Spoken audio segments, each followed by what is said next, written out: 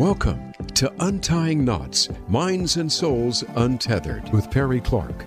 This program looks at mental health from unique perspectives and shows you how to manage your life by finding the knots that help you and stay away from the ones that could be a disadvantage.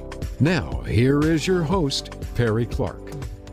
Hello all, welcome back to Untying Knots, Minds and Souls Untethered. I'm Perry Clark, licensed marriage and family therapist, here with you to record another episode, and this one is going to be for our Pride Month, as you've been hearing a bunch of our other videos and podcasts about that. Now, as always, we start with a disclaimer that this podcast is for educational and entertainment purposes as well. And I also want to give you the disclaimer that the subject matter we'll be talking about today includes subjects of sexual violence, physical violence, as well as emotional violence and abuse. So if that's not what you're looking for to listen to, completely understand, stop the recording now. We'll have something more fun for you next week. But otherwise, if you're open to learning and beginning to help and support and recognize this, please keep listening. So today's podcast is one that, because of the work I do as a therapist, means I'm also exposed to a subject matter that affects a lot of relationships. And our guest today works at Rouse Relationship Therapy with David Kalili, also a licensed marriage and family therapist. And if you've heard on some of our other podcasts, we mentioned and touched briefly on this subject, but David suggested I talk with one of their people there who is much more focused on this subject. And I'm happy to have it because I think it is a subject matter we don't talk too much about, and is also part of, I think, greater issues we face with being recognized that our lives are just like everybody else's. So, for today's recording, I want to introduce Marjorie Vazquez. Marjorie, uses she, they, is a registered associate marriage and family therapist working at Rouse Relational Wellness in San Francisco, California. Previously a volunteer as a certified rape crisis counselor through San Francisco's Women Against Rape. She specializes in working with individuals through gender and sexuality issues, those healing from trauma and sexual assault, and IPV, which is intimate partner violence focus, queer and trans issues, and those wanting to process poly and kink. Marjorie, welcome to Untying Knots. Thank you so much.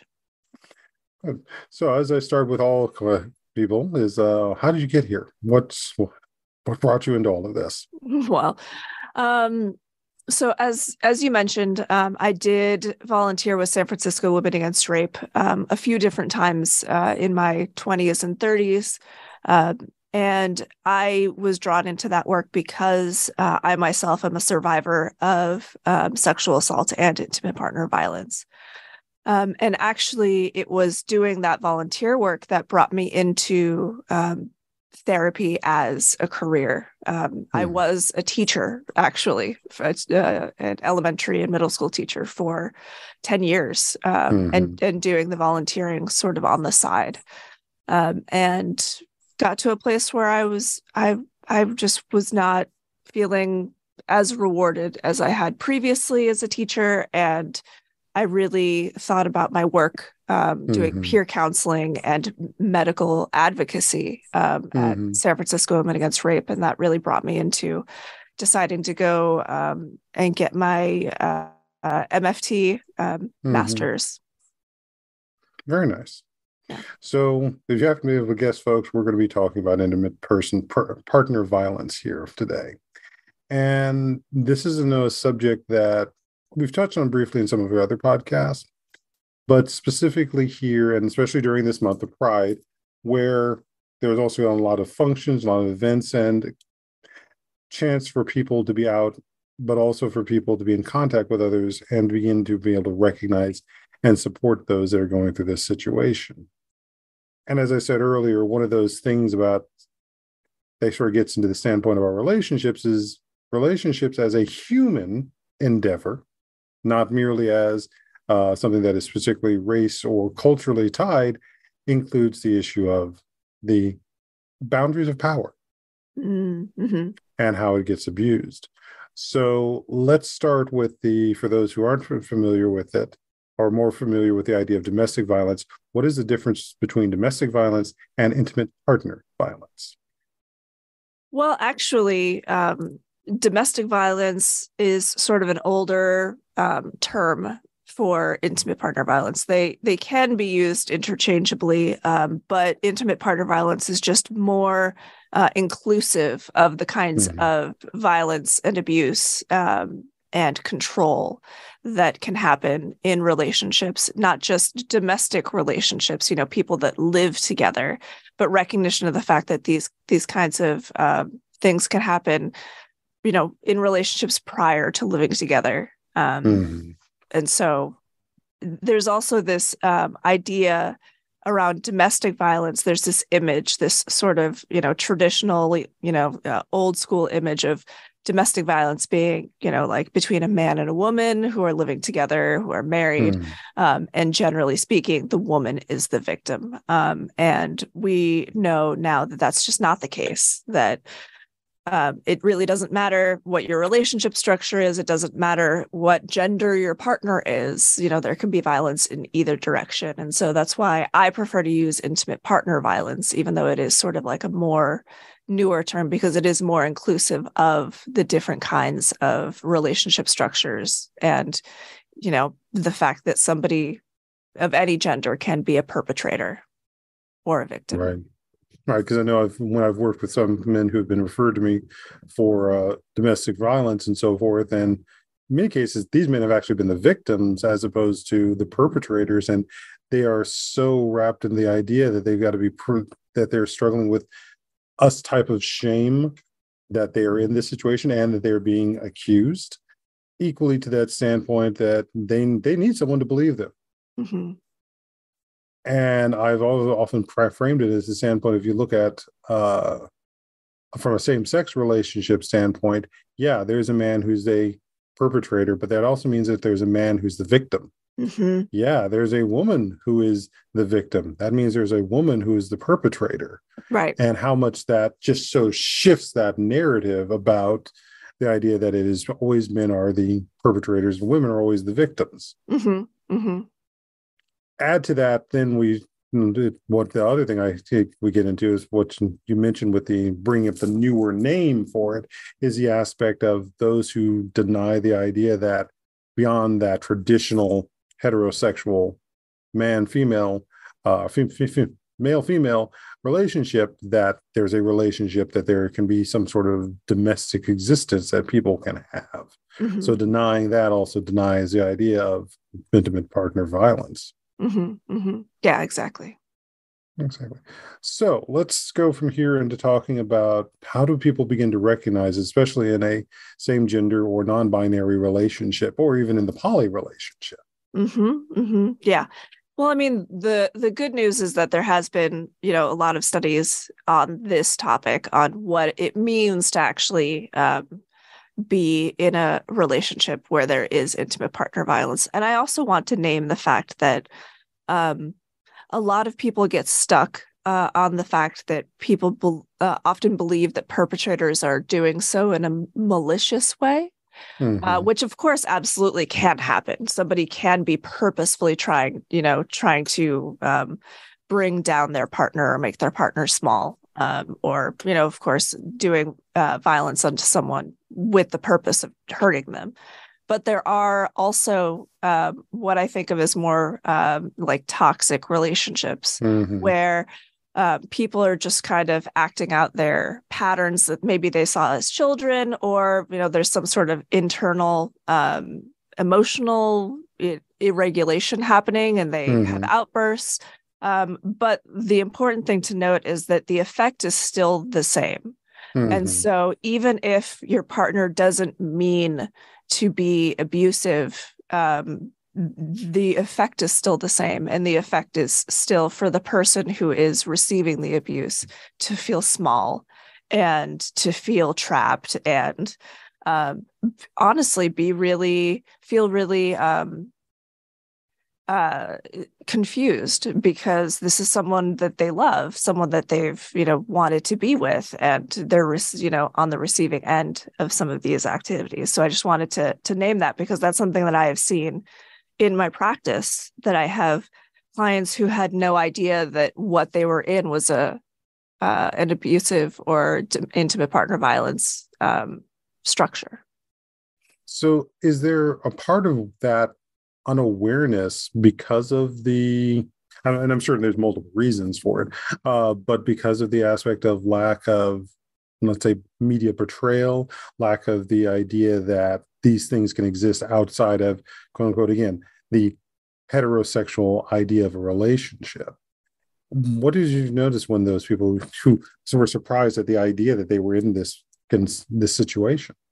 Well, I think part of it is certainly just not understanding the entirety of the different ways that the intimate partner violence can show up. A lot of people just think of sort of one sliver of it, which is the physical thing, the physical part, right? Because you can, of course, be, physically abused, and that's, pushing, shoving, being held down, kicking, all of that sort of stuff, being slammed up against a wall. And, people recognize that as abuse, but they don't necessarily recognize some of the other things as abuse. For example, if you have a partner who,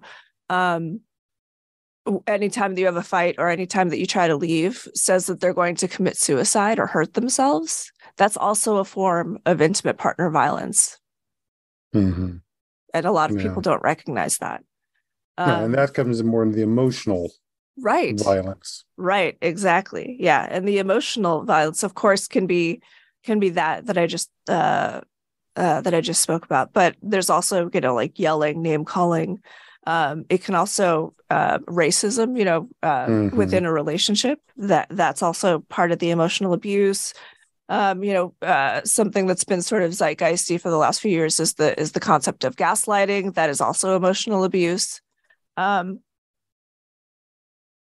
Making you feel worthless or crazy, or telling you that you're stupid or embarrassing you in front of other people. That is also a part of intimate partner violence, and it's a part of it that people might recognize if it's happening outside of the home, but they might not see it. It might be invisible. And so because I think there's also an interesting distinction too, as you brought this up, where does the line get drawn between what is this intimate partner violence and then what is kink and BDSM? Because for some people, those things look one and the same thing. And they can. And of course, as you mentioned, there are certain people who have the kink of wanting to be shamed, of wanting to be cuckolded, of wanted, to be told that they're bad, or engaging in impact play, which for people who aren't in the BDSM or kink world, that can look like wanting to harm your partner. And I mean, even media such as, 50 Shades, unfortunately also put forward that point of view that, that someone who's engaging in BDSM or kink might be, just trying to work through their own anger issues and sort of taking it out on someone else. But that's not actually what that world is like or is supposed to be. Now, is there intimate partner violence within relationships that have a BDSM, like dom sub relationship, or engage in kink? Absolutely it still exists there because it exists everywhere, unfortunately. But it's sadly a part of being human, which we don't like to think about. And it's easier to categorize it in this lovely little corner of the section and not think about it elsewhere. Right, exactly. But for those in the kink world, the thought the most important thing is consent, right? It's all about consent. It's all about communication. A lot of people, there's a concept of having a scene, and that is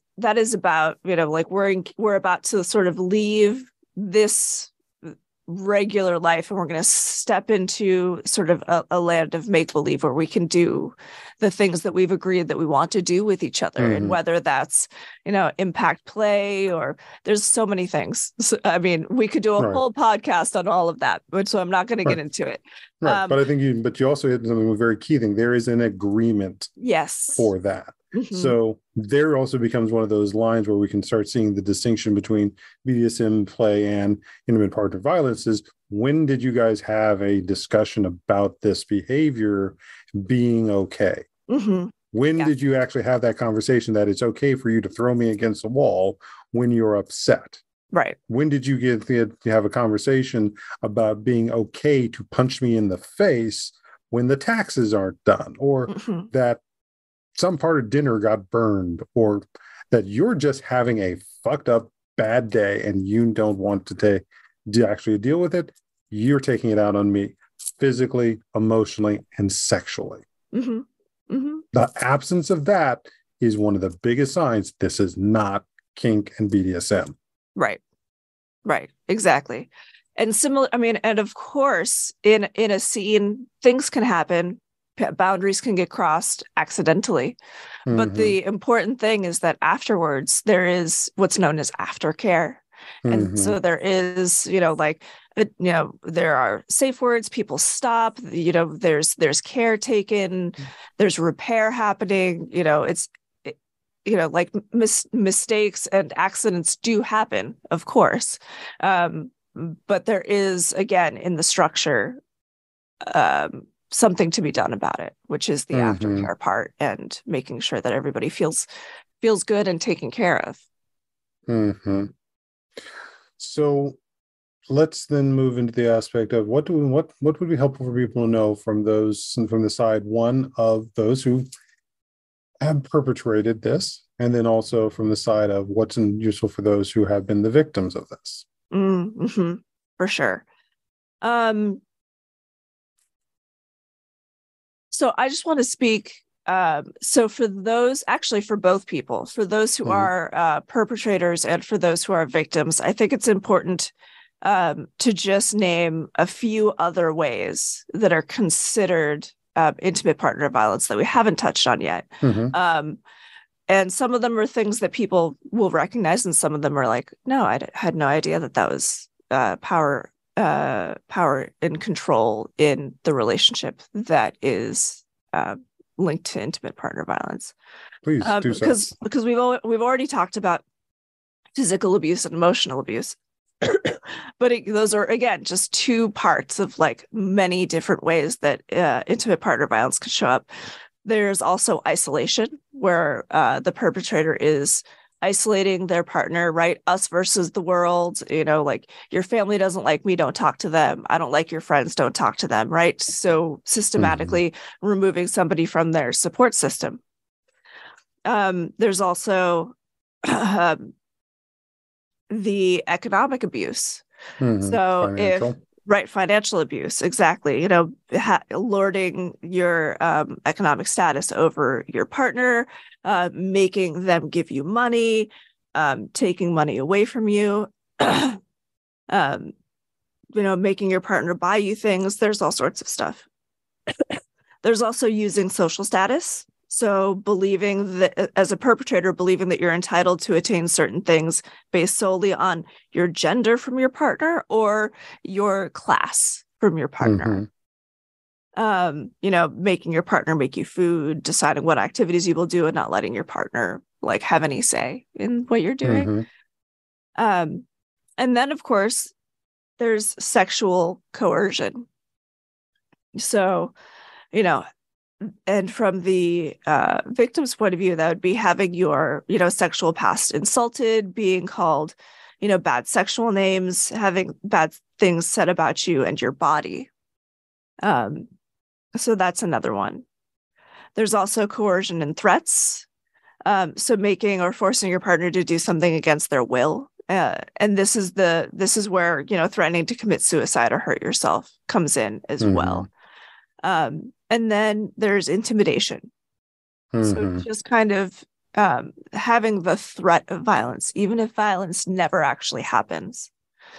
is also a part of intimate partner violence. Mm-hmm. Mm-hmm. So these are all the things to be looking for when helping, when looking at your friends and your family members going through this. But these are also things to be aware of as a relationship is developing. Mm-hmm. Absolutely.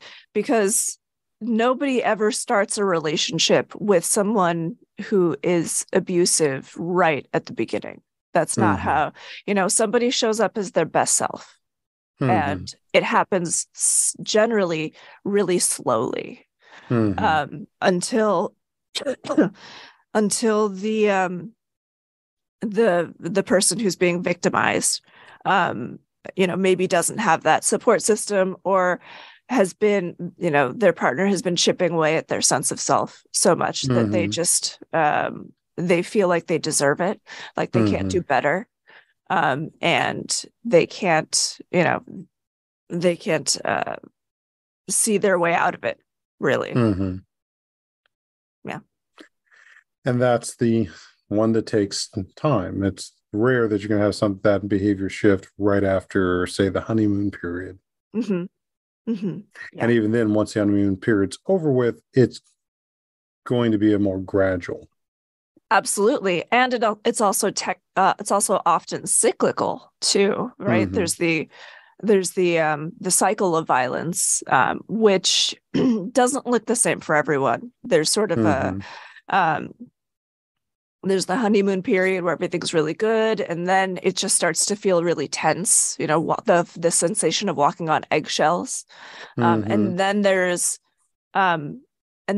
sort of the event or the time period where the abuse is happening, and that can look like physical, all of the different ways that we discussed, until it kind of gets to a point where there's some sort of explosion, whether it's like a fight or a conflict or like something along those lines. So maybe someone says that they're going to leave, and then it becomes a whole thing. And then after that, the honeymoon period kind of starts again, because that partner is trying to make up for the way that they showed up, right? Historically, that would be, showing up with flowers, but it doesn't have to be, even that. It can just be promising, all that things are going to be good, and, building their partner back up with, praise and love and affection, and kind of just like love bombing them until they feel really great. And then the cycle sort of starts again. And it's really hard on your nervous system as somebody who is existing in an intimate partner violence relationship to have these really high highs and these really low lows. And the other thing about that is that if you're in a relationship like that for a while, your body actually gets used to it. And then once you leave that relationship and you get into maybe another relationship that isn't like that, it can feel not as stimulating, not as interesting, because your nervous system is used to the roller coaster, and the calm feels wrong. Which is a very interesting part to the standpoint of somebody wondering why they keep finding themselves in relationship of this nature, is that aspect of what you just listed. And I know my personal rule, and I tell any clients, is that, especially if they're dealing with a breakup, is, okay, how long were you with this partner? Let's say 3 years. The next year and a half at least needs to be all about you. That, however, that time just taking care of you and healing you so that you could be in another relationship, but not repeat the same thing again. I just cringe with that classic idea of, the best way to get over somebody is get under somebody else. And it's just like, oh no, that's bad. I mean, it really depends upon the person, True. And what it is that they experience, and maybe getting under someone else is what they need, because their sexual relationship with their previous partner just wasn't fulfilling in some way. And it's like, great, go get it. Yeah. Not trying to shame any of that. But I think what I really want to make clear is you need to heal. Yes. You need to heal before you are really putting yourself in that place of being vulnerable again. Mm-hmm. Mm-hmm. Now, going out and having basically for what some would call your hoe time or slut time, yeah, go have that. But that does not mean you're being emotionally vulnerable with these people. Mm-hmm. Mm-hmm. It will help you understand that you want to be more of a emotionally available, but that does not mean you are immediately seeking them out for a relationship. Mm-hmm. Mm-hmm. Yeah, absolutely. And just to speak like pointedly a little bit about queer relationships, and mm-hmm.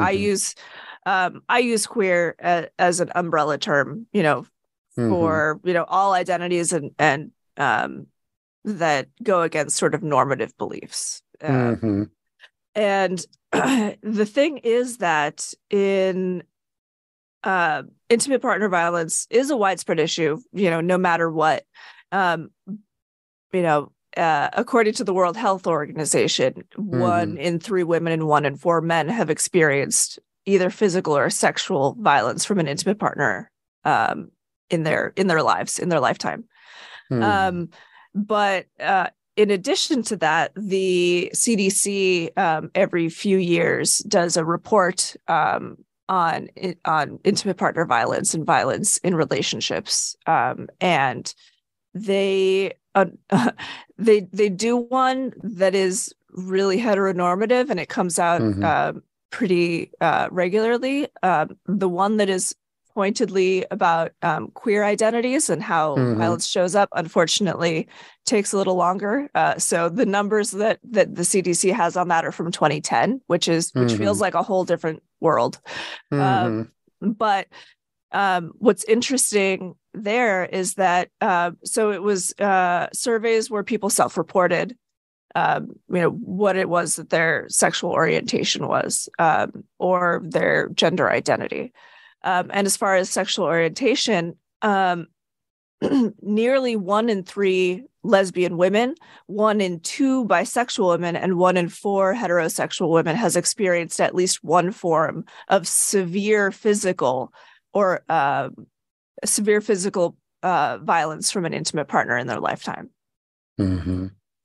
Yeah, it's not that 1 in 100, 1 in 1,000 that probably is what goes through people's minds. Mm-hmm. Let alone the idea that I remember hearing this growing up is like some saying that, relationships with men or relationship with women are much easier than trying to have the relationship with somebody who's the opposite sex. And it's like, no, these are all just the same. Mm-hmm.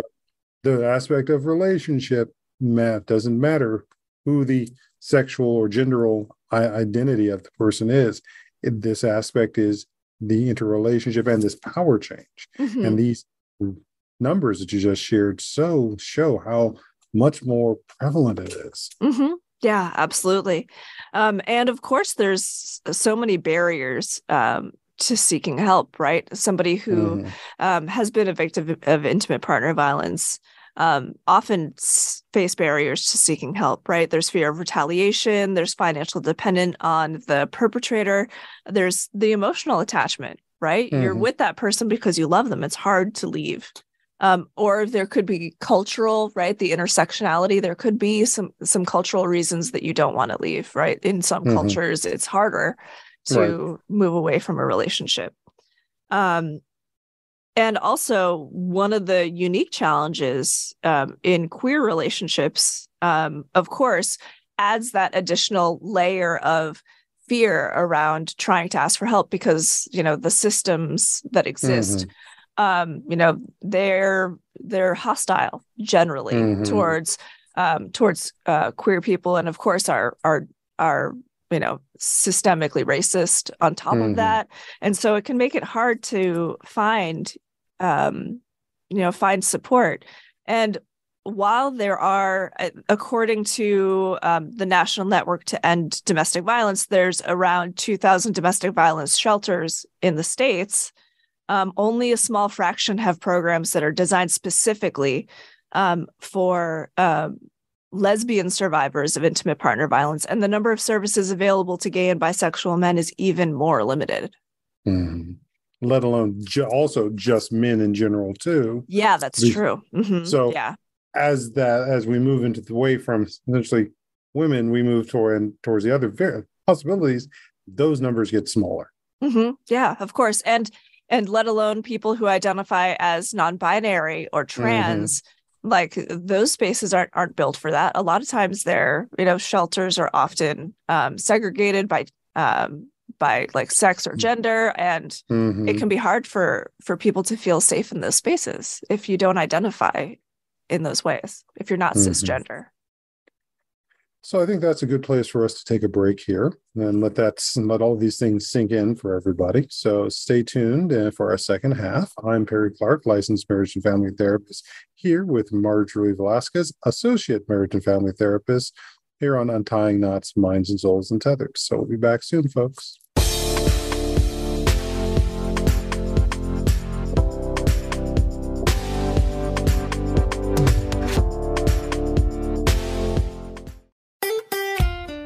Follow Voice America at facebook.com/Voice America for juicy updates from your favorite radio shows and podcasts. Our lives and the world around us can get messy and frustrating. Untangle and Grow Counseling's focus is to untangle that mess and make sense of it so you have a good foundation to build and grow from. Visit us on the web at untangleandgrowcounseling.com. Perry Clark offers individual psychotherapy, couples and family therapy, and adolescence therapy from a variety of coping materials and resources. Visit untangleandgrowcounseling.com for more information. Enjoying our shows and can't get enough of us? Follow us on Instagram at Voice America Talk Radio and see what we're cooking up for you.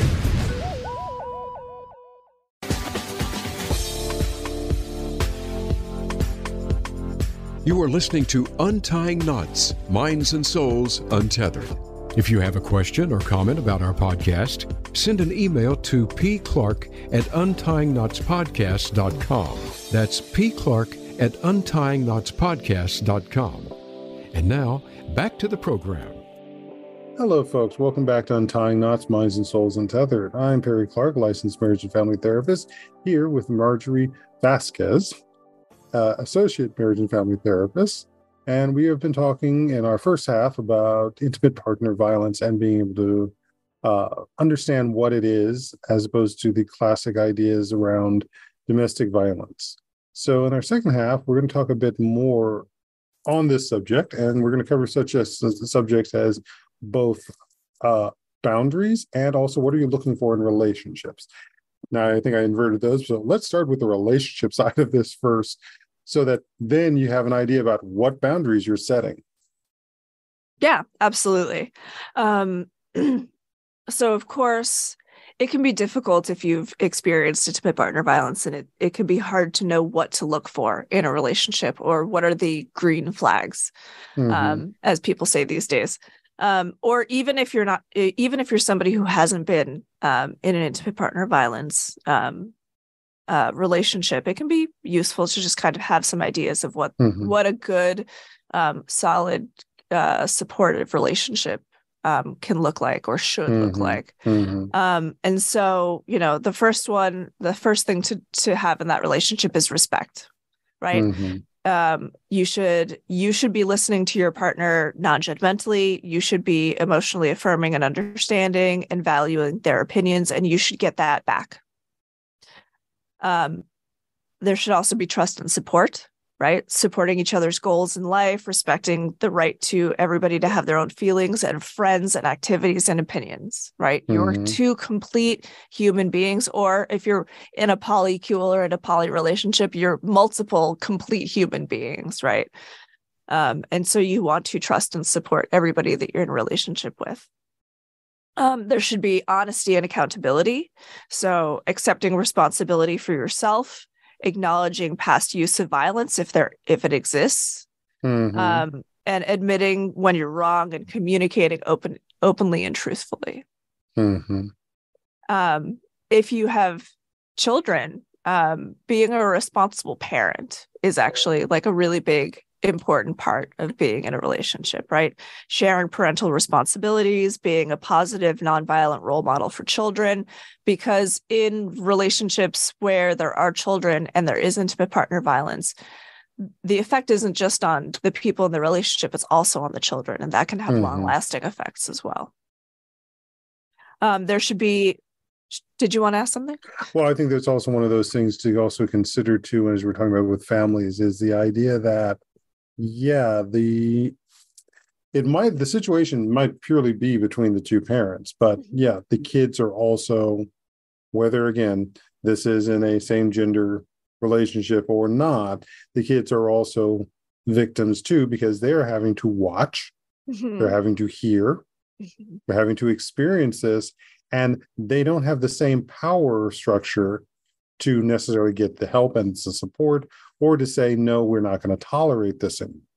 Right. Yeah. They don't have the same fully developed sense of self to be able to stand up for themselves and to speak for themselves in the way that we do as adults. Which also becomes an element too in the nature of, and obviously this is another conversation, dealing with parental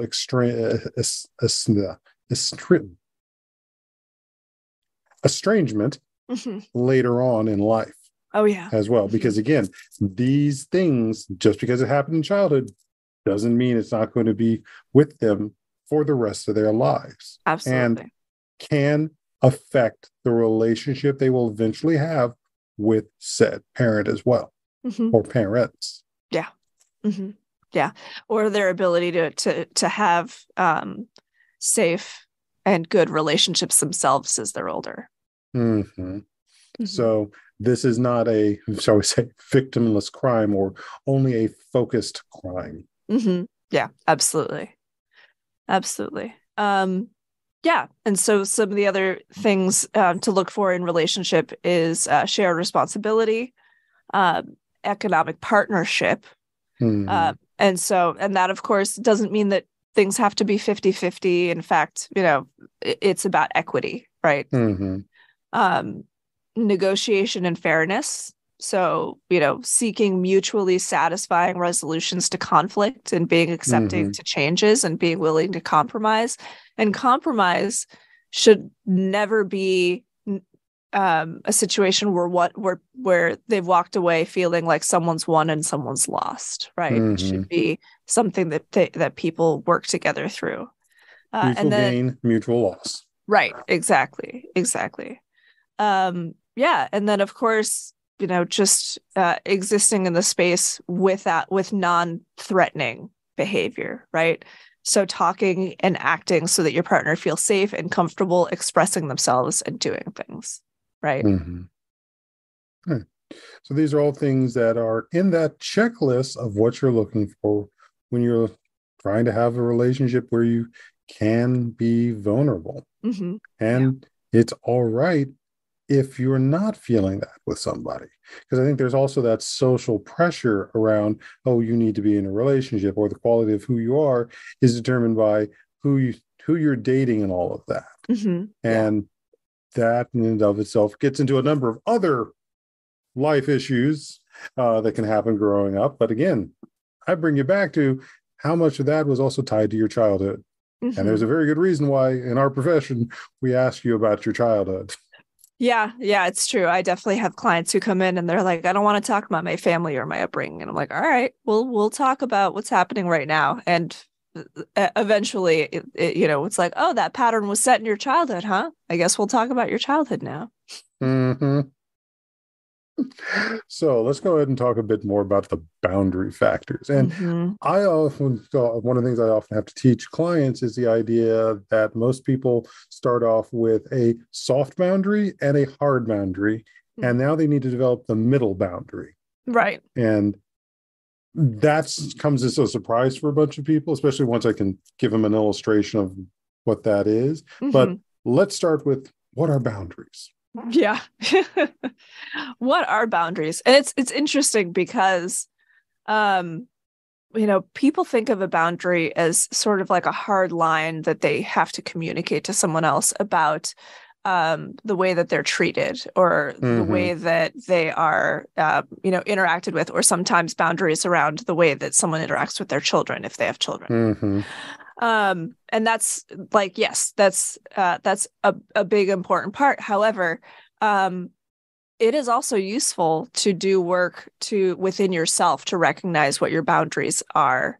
And you don't actually have to communicate those to anybody else. You can just act on them, right? If you're in for example, if you're in a relationship with someone and you have a boundary about, not accepting physical violence, that's something that that's something that you don't have to actually communicate to somebody else. You can just, have that inside of you.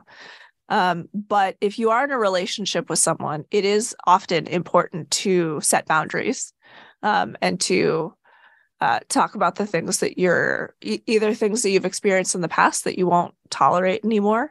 Or sometimes it's something that just kind of comes up, in life. Your partner says something to you and then you sit with that for a second and it doesn't feel good. And so then you go to your partner and you say, oh, that didn't feel good. And I'm setting this boundary that, I don't accept, that kind of talking or joking or whatever it was that made them feel bad.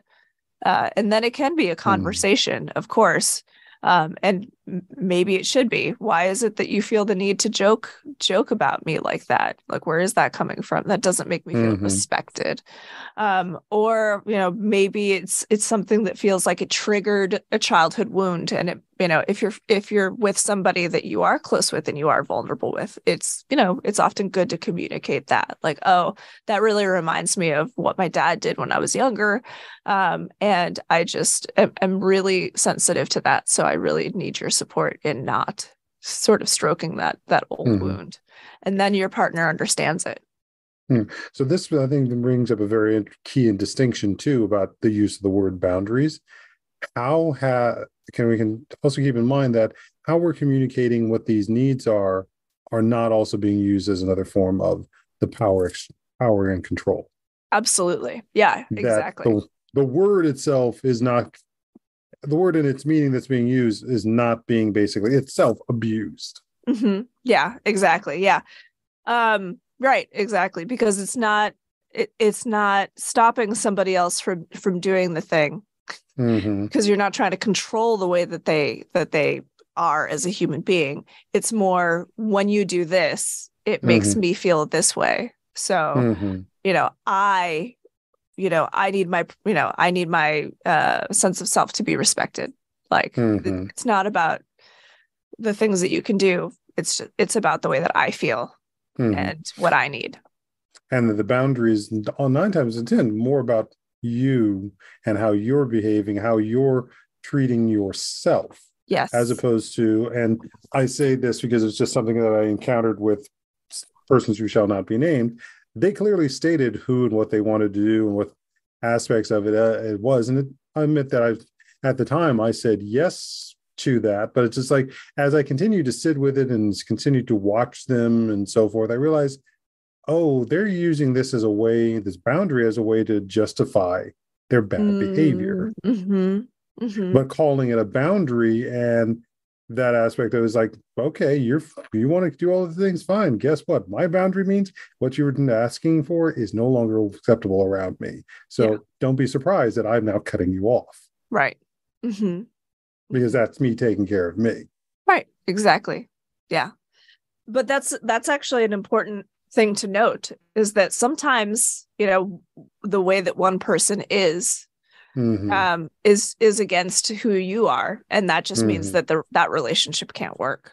Because I think that brings up the thing that I think struggles a lot for people, is the realization that there are some relationships out here that can't work, as opposed to, I think, that sort of narrative that is going on, and I think you encountered it probably a lot when you're working as a teacher, that every relationship can work.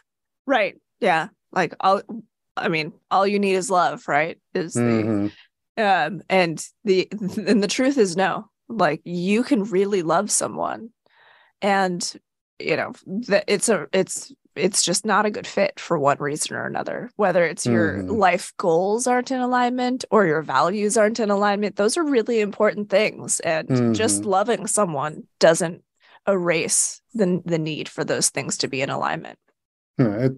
There's nuance, there's discernment, as opposed to it being a black and white aspect of what is the relationship and this whole, everything can be solved with love.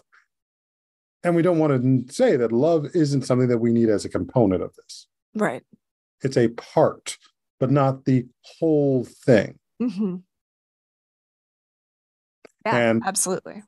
That's how it also can be used back against you to causes harm. Again, not necessarily maliciously, but in this aspect of it. Right, exactly. Yeah, because people will often make their boundaries softer around somebody that they love, and then that ends up, putting them in a situation where they are more susceptible to either intimate partner violence or even just sort of a loss of a sense of self, because they're giving so much of themselves away to be with that partner.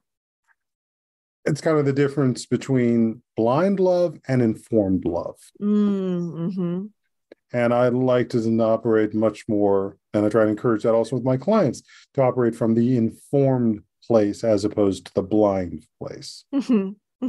Yeah, absolutely. All right. So do you have any other recommendations for where people can get help as they try to figure out and become more informed about love? Oh, yeah, absolutely. And I mean, more informed about love and more informed about, themselves and working through all of this stuff. Of course, we're both therapists. I'm going to say therapy, but because that's a really important thing. But there are some really wonderful books out there, right? That have to do with relationships and how relationships look. If you're somebody that's interested in poly relationships and in attachment, there's a book called Polysecure, which is really good. And it's really good because it goes through attachment and how you show up in relationships and how that can be stoked by poly. Yeah. And of course there's Ethical Slut, but the old standby. Right. But working with a therapist, talking with friends, that's really just being vulnerable and open, and kind of checking experiences with other people is a really important tool. And if you are somebody in the Bay Area or in California even, there are some wonderful ways to find support, right? So we at Rouse, of course, specialize in relational wellness. It's in the name. And so, that can be individual, that can be couples, it can be polycules, it can be families. But, we also work with people in like sexuality and gender. We also have groups, which for survivors of intimate partner violence is a really important healing tool. It's something that I saw when I was volunteering at San Francisco Women Against Rape, which still exists and still has resources and is a wonderful resource for people. Is that being in a room with other people who have experienced similar things can be really healing, because a big part that we talked about was the isolation, right? Yeah. And so, I mean, at Rouse, I'm recruiting for an intimate partner violence support group at the moment. We also have men's groups specifically for talking through men's issues. And that includes intimate partner violence experiences. And then there's also, Bay Area Open Minds is a wonderful tool for finding a therapist or a group that is, open-minded with, kink, poly, all of those things. And then there's also for queer people, there's Gaylesta, which is a directory for specifically queer supportive therapists. Right. So we'll try to have as many of those resources listed in the show notes as possible. So please make sure you check them out. Obviously, we're going to try to keep our ears out, and you probably want to talk to some of the more national ones, depending on like the Trevor Project and so forth, to find Absolutely. Support closer to your area if you're outside the Bay in California. So, as you mentioned, Rouse, is there any other place people can find you at to check on and get more advice before we close here? From me? Yeah. Okay. I mean, really Rouse Relational Wellness is where I work from, though I do personally have an Instagram account. It's Therapy with Marjorie. Feel free to follow. You can DM me on there. I do technically have a TikTok account as well. It's also Therapy with Marjorie, but I don't post as many videos because I'm a millennial. It's kind of exhausting for me. Oh, I don't blame you. Hey, running this podcast can be exhausting too. Yeah, exactly. Mm-hmm.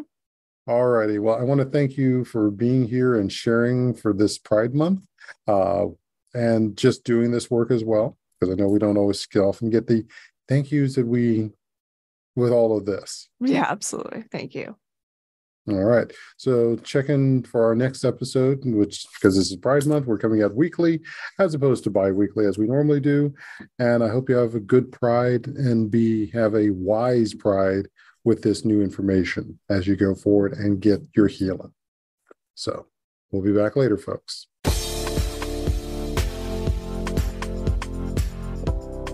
Thank you for tuning in for Untying Knots, Minds and Souls Untethered. Be sure to join your host, Perry Clark, for another episode on the podcast coming soon on the Voice America Empowerment Channel.